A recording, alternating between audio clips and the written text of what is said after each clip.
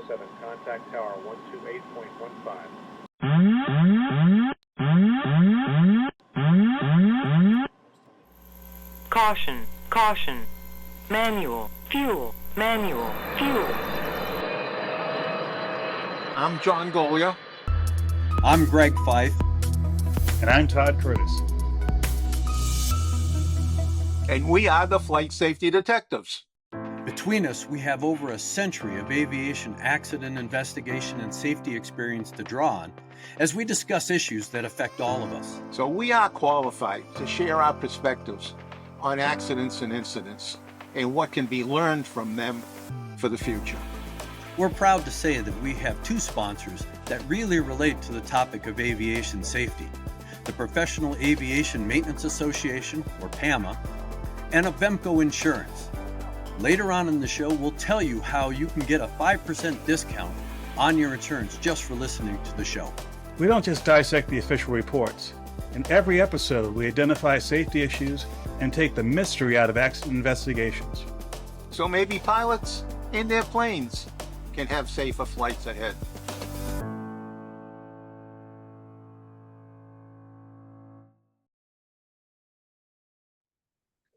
Well, hello, gentlemen. It is another episode of Flight Safety Detectives, and it's good to be with you. I know that we're going to talk about an interesting accident today that just happened. And of course, those of us that are in the business and those of us that aren't in the business are shaking our head as to how an accident like this involving an ATR 72 in Nepal could have happened.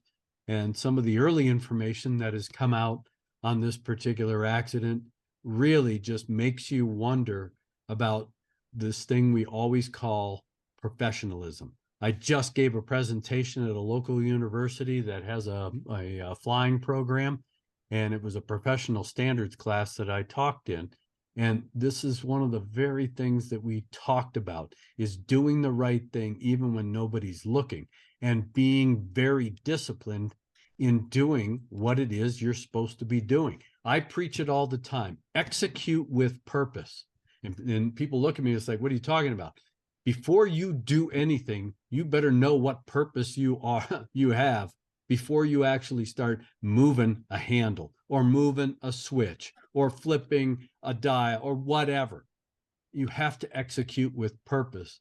And the way you do that is, again, the old Ronald Reagan thing: trust but verify. Not only if someone else is asking you to do something, but even yourself.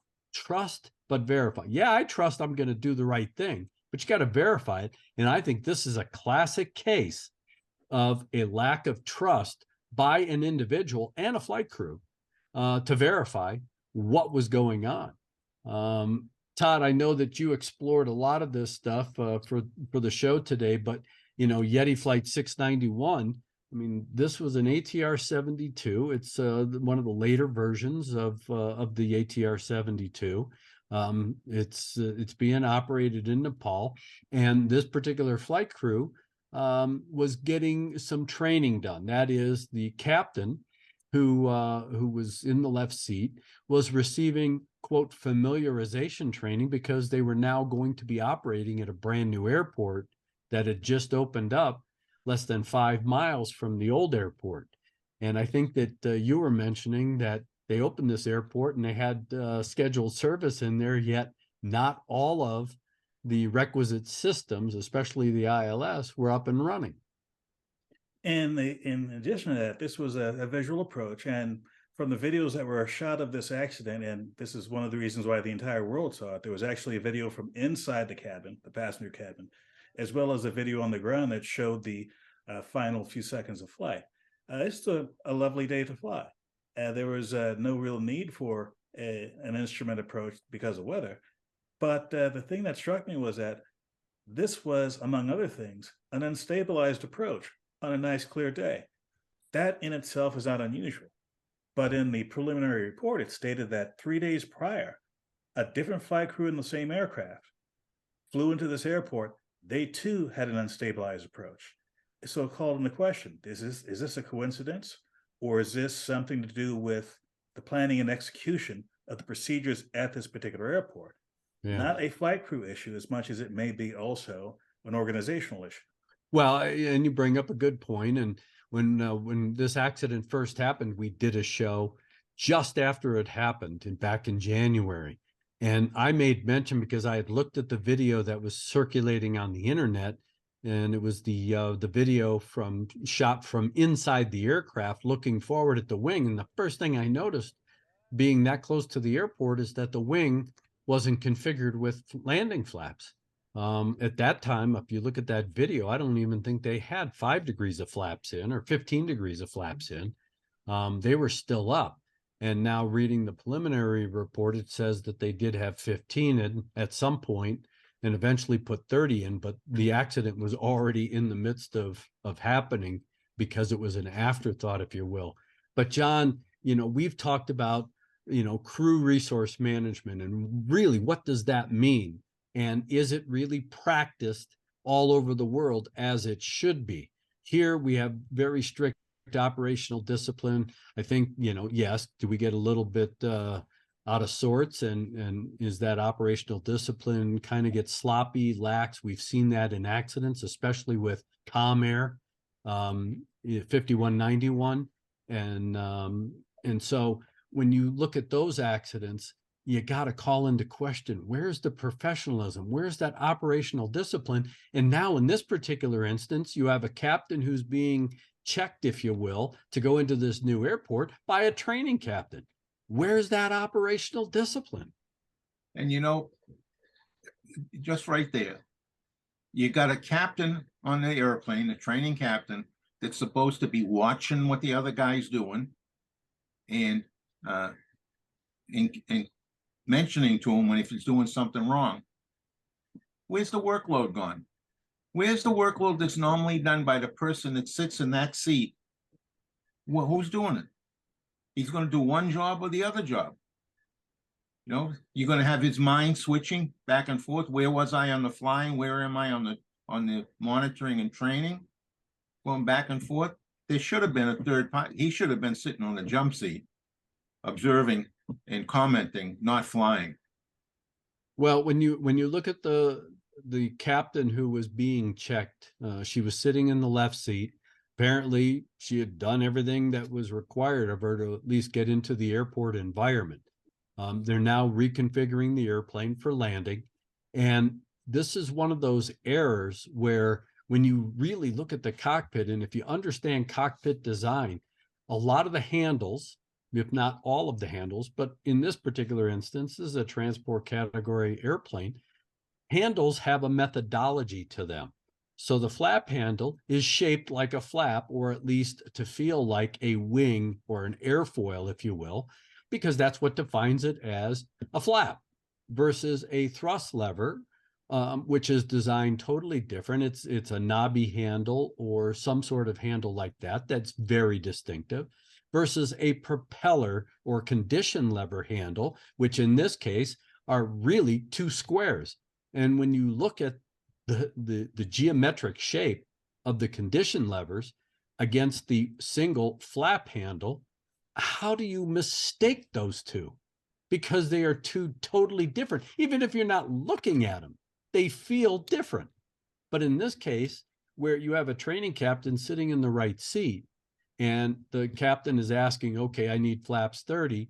And this training captain, mistakenly grabs both condition levers, not just one, both.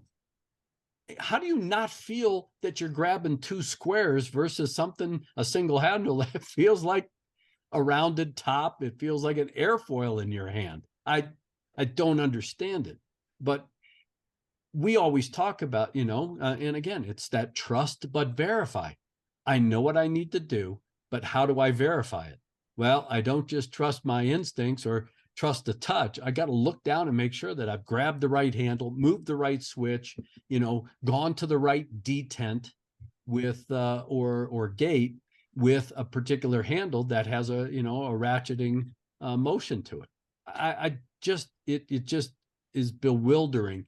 And then on top of it, once the condition levers were brought back to feather, how both of these crew members, and you got to remember, they're both captains, how do they not figure something really bad's happening, and they try to continue this approach.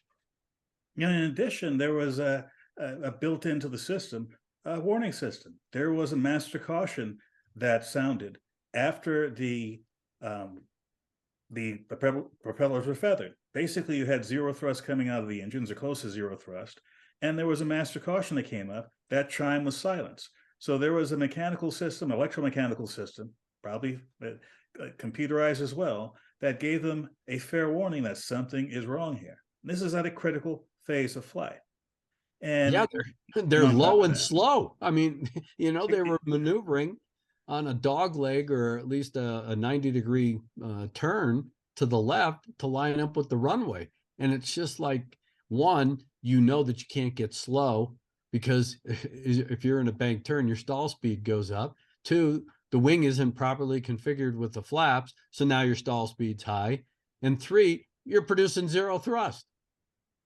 Well, I'm not going to say to the credit of the training captain, eventually the flaps were reduced to 30 degrees or increased to 30 degrees at the same time that there was no thrust coming out of the engines. So if it was barely controllable at 15 degrees flaps and feathered engines, the condition just got worse after that. Todd, what I don't understand, sorry, John.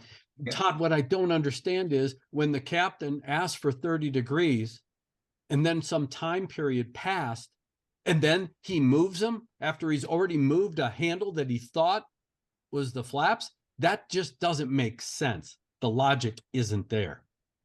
And oh, by the way, if you're going to move the flap handle to 30, why didn't you move the condition levers back up the run? I mean, Yeah, they probably wouldn't have started then. But the, at 360 feet above the ground, when the power went back to nothing, I mean, they should have been looking for a place to put it down, not on the airport.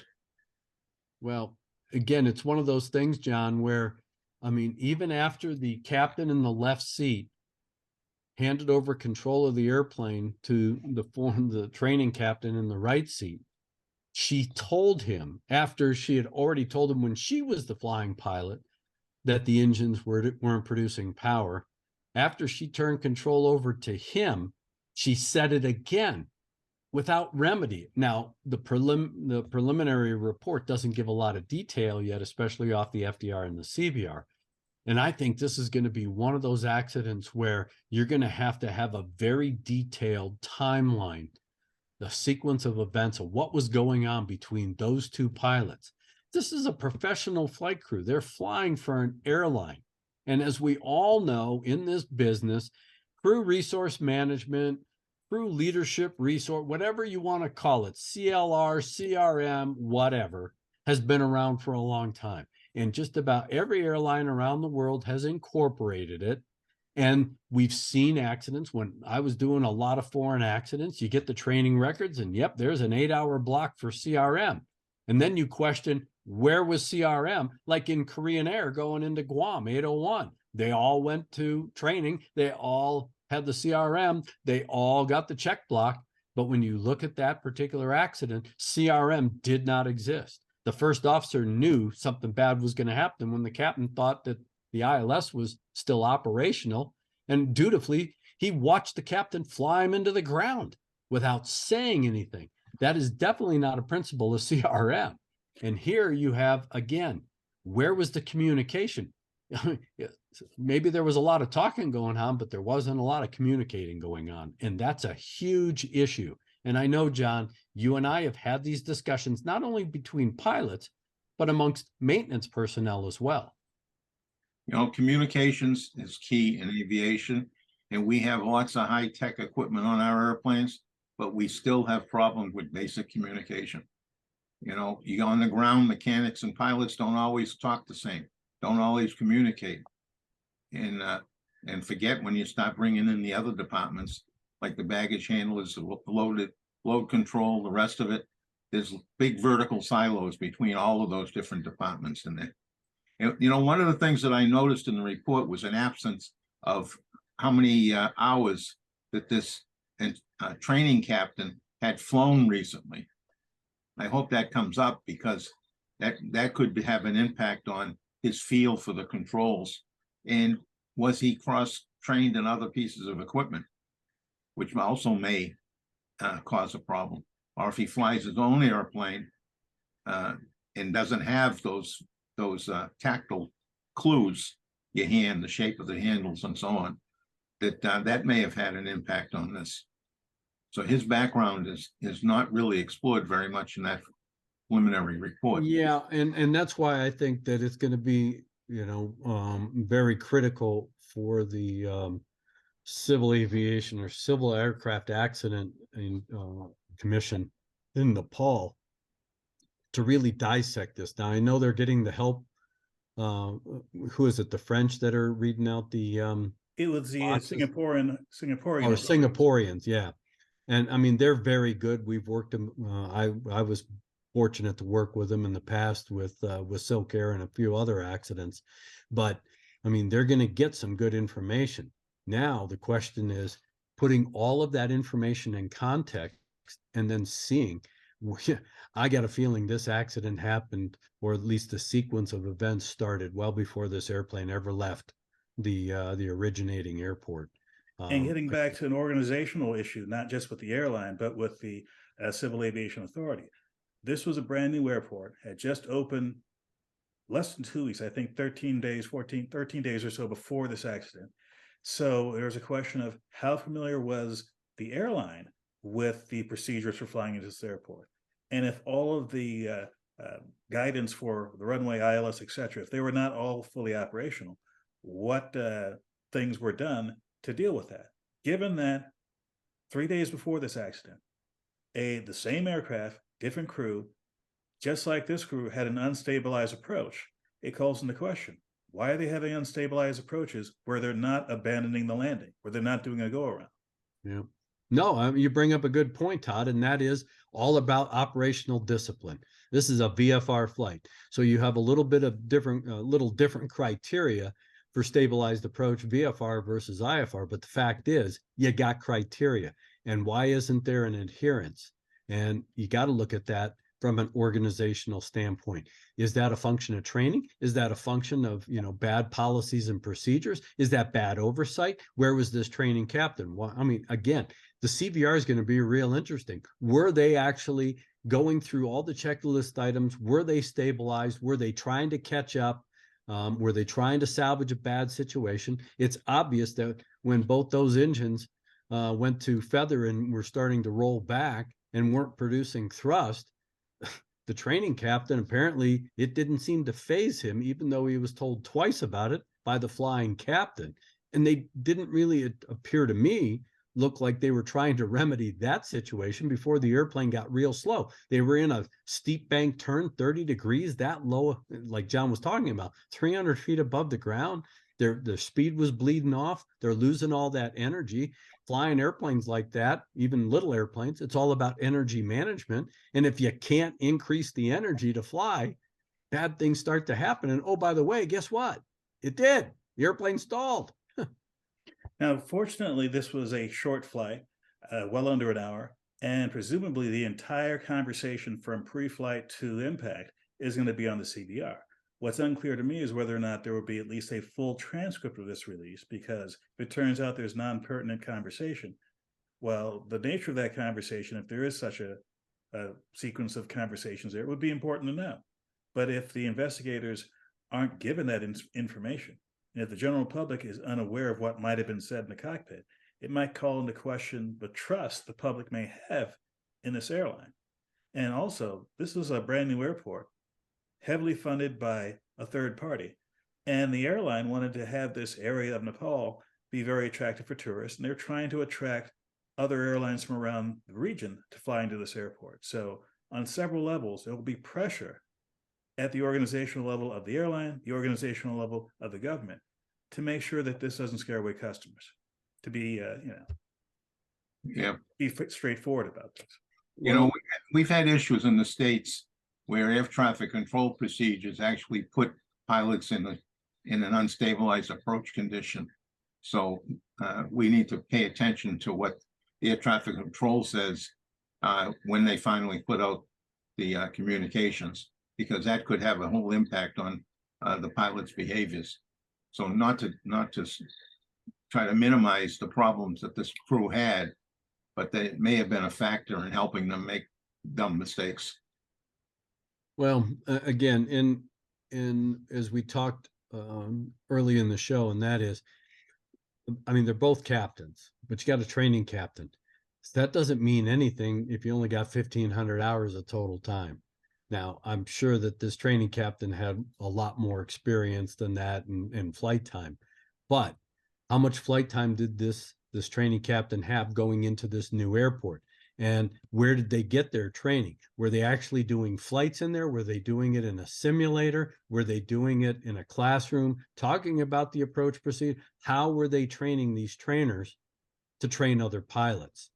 And that's going to be, you know, an area that as an investigator, I would definitely want to know. But how were they so unplugged, or at least this training captain was so unplugged from a situation? And again, sometimes I call this hinting and hoping. I would love to know how assertive that flying captain was in the left seat when she realized, hey, these engines aren't really producing power. How assertive or aggressive was she in saying, we got to do something? We're, you know, these engines aren't producing power, versus, something doesn't feel right. These engines don't feel like they're producing power. I mean, was there a sense of urgency? And why were they still in a bank turn? I mean, level the wings, trying to figure out you got to figure out what's going on here. Yeah, they're adding energy in the turn like crazy. And now he throws the flaps to 30. What's that do to your energy? I mean, you're throwing more energy out the window. Yeah, it's all drag. Right. No, it's going to be an interesting accident to dissect, because this is truly going to be a human factors accident, which could have some very good information for case studies to learn from. Again, we've always talked about it, that flying, no matter where you are in the world, ain't standardized. What we do here in the United States doesn't necessarily translate to Europe, South America, Asia, whatever. The training standards, the training oversight, the discipline, the operational discipline, all of these things. And I think that from a universal standpoint, the world has to be looking at a more universal code of operational discipline in their training programs, because we put expectations. Look, Boeing took a lot of heat because people don't really understand that when you design an airplane, you have to build certain assumptions into who's going to operate that aircraft. And they got beat up for assuming. Well, guess what? Every airline manufacturer or aircraft manufacturer has to use those same assumptions. You're not going to assume that you got a private pilot with 50 hours flying a Boeing 737. There are certain assumptions that you are going to have requisitely qualified people that are going to be operating complex systems in those types of airplanes. And so you can have a more universal operational discipline standard in a training program. And then it's a matter of oversight and enforcement to make sure that everybody's playing by the same rule book. Yeah. You know, and we think we're the best in the world. Although we're good, there are still some other countries in the world that do have much more discipline in the cockpit than we do. So this is going to be a very valuable accident for pilots across the board, not just commercial pilots, about paying attention, being the professional that they're supposed to be, you know, pre-planning what you're doing. Yeah. You know, you said it all. I have been in untold number of cockpits commercially where I watch these guys throw in switch memory, put their hand up over their head and feel and throw the switch over their head. And I can remember one commercial airliner coming out of Los Angeles where the crew did that and shut off the engines. Remember that? Hate when that happens. Yeah, because switches and, you know, with this mix and match, sometimes you get with the mergers and with the airlines buying equipment that are coming off lease because they get a good deal. Well, sometimes the cockpits aren't always 100% standardized. Switches are in different places. And if you're relying upon your memory and not looking at what you're doing, goodbye. And I think that's part of what happened with this training captain. I think he was trying to look out the window, look at the instrument panel, look at what the other captain was doing, and not paying attention to what he was doing. And we talk about that all the time, John, called diversion of attention. And is there a little bit of complacency? There could be. Why? Because this training captain is flying with another captain. It's a little different when you're flying with a captain versus flying with a first officer or whatever, because the expectation is different. And so do you let your guard down a little too much? Did this training captain, let his guard down a little too much? Why? I mean, she knows what she's doing. She's flying. She's got it under control. This is just a familiarization flight. So it's all about that operational discipline. And I hope that, the investigation will really dig into something like that, because there are going to be some valuable lessons learned from this particular accident. Well, let's hope that the people in Singapore and the French or the ATR people make sure that they have that and the investigation has the discipline to ferret out all those facts. Yeah. As we see, I mean, we even see it in this country where they don't dig deep enough sometimes. So yeah, because we kind of hammer that all the time when we're very critical of the NTSB. So, well, before we wrap up the show, I just want to talk about something real quick. The acting administrator of the FAA, Billy Nolan, was up on the Hill the week that we're doing this particular show, and he took a lot of heat from the folks up on the Hill about safety, about the NOTAM system, about the debacle that happened with Southwest Airlines and a variety of other things.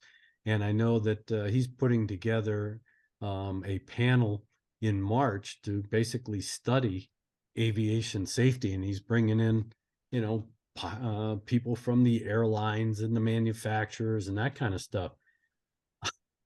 I've seen this before, John.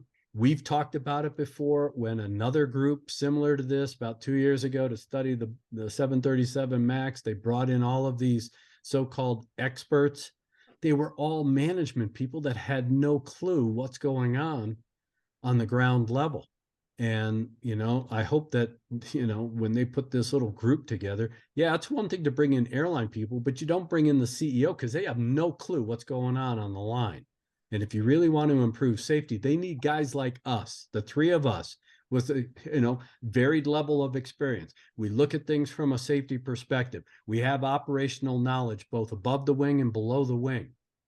He needs to bring us in, not the CEOs who really don't have that ground level understanding. Bring in pilots, not necessarily management pilots, bring in line pilots. What's going on out there in the real world? Bring in line mechanics.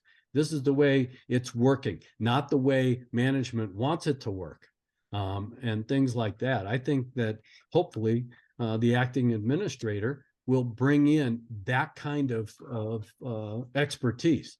It's one thing to bring in people from the FAA. That's great. I'm not so sure that there's the expertise from the NTSB right now.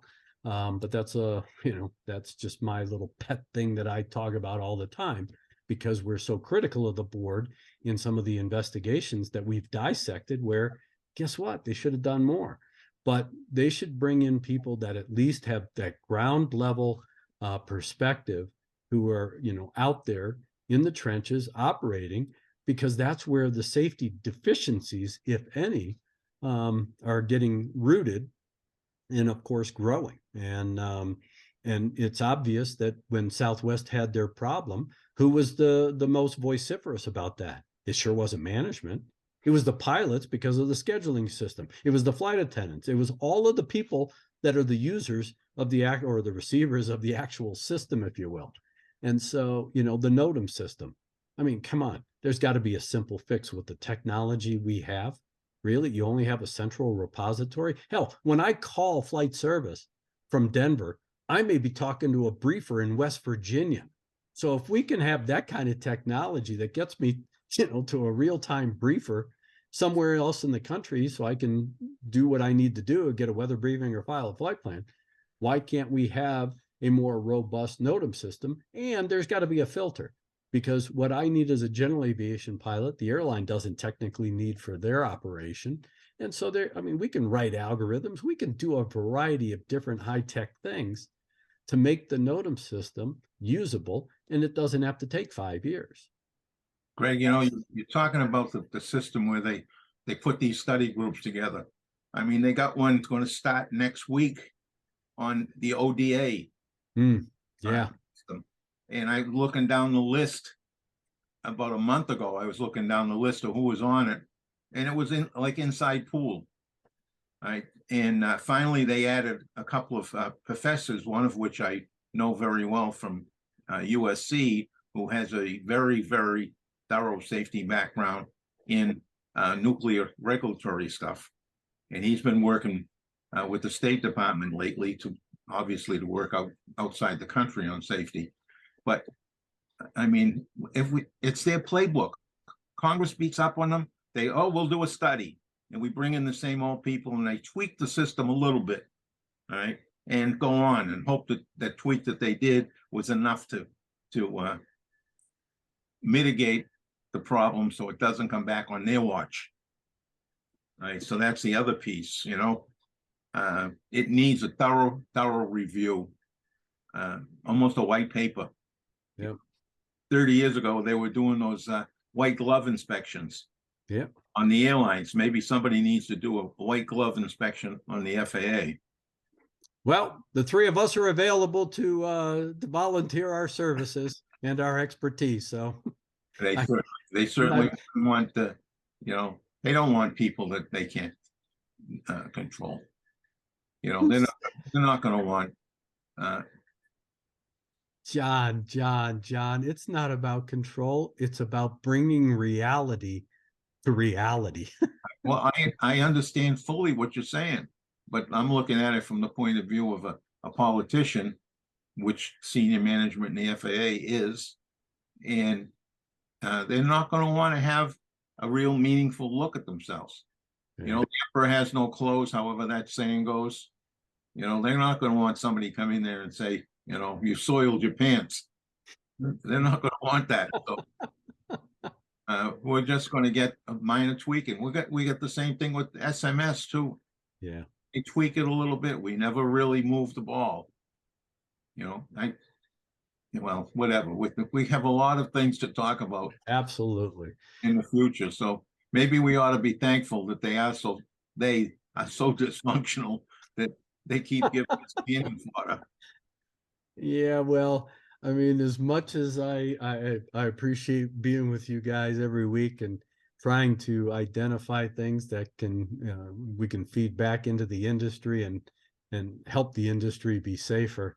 I wouldn't mind, seeing things happen so that at least our involvement starts to dwindle a little bit. That means that somebody's doing their job, the message is getting through, and in aviation and aerospace is becoming safer. So with that, my friend, I will leave it with Todd with the second to the last word before we go to the patriarch.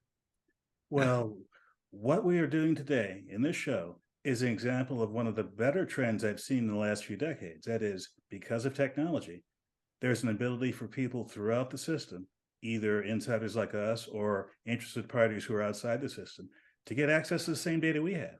The preliminary report we have, freely available to all. The videos we talked about of the crash as it was happening, freely available to all. And even if you don't have official expertise in this world, if you have an interest and you want to get involved at whatever level, do so. There's no excuse. The data is out there. And John, as always, I will leave you with our last words. And as always, I will just be the preacher again. If you're going to go flying, pre-plan. It starts before you even get to the airport. You got weather briefings you should have, where you are, where you're going, and everything in between. You got to do a good pre-flight on your airplane. You should touch your airplane, wiggle things. And in fact, Greg, we ought to go back one of these shows and talk about how that individual found the wing on the Piper that was ready to come off the airplane, but that's another show.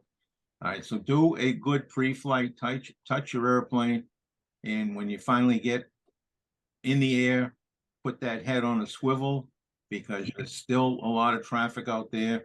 There's a heck of a lot of young, inexperienced pilots, not even so much young, just in general, inexperienced pilots out there that may make a mistake, and don't let you be part of their mistake. So put that head of yours on a swivel, keep your wits about you, and please fly safely. Thank you for checking out our show. We really value our listeners and subscribers. Our podcast gets ranked by you and how much you like it. So please give us 5 stars in your podcast platform. We want to keep in contact with you. We are on Facebook, Twitter, Instagram, and of course, YouTube. You can email the show at flightsafetydetectives@gmail.com. By the way, if you're on YouTube, we're really working on growing the channel, and it helps if you all send in comments. Please do that, and we read all the comments. And be sure to subscribe. Remember, if you're in the market for aviation insurance, you can save 5% with Avemco just by mentioning our show. Visit them at www.avemco.com. That's it for this episode of the Flight Safety Detective. Until the next episode, fly safe.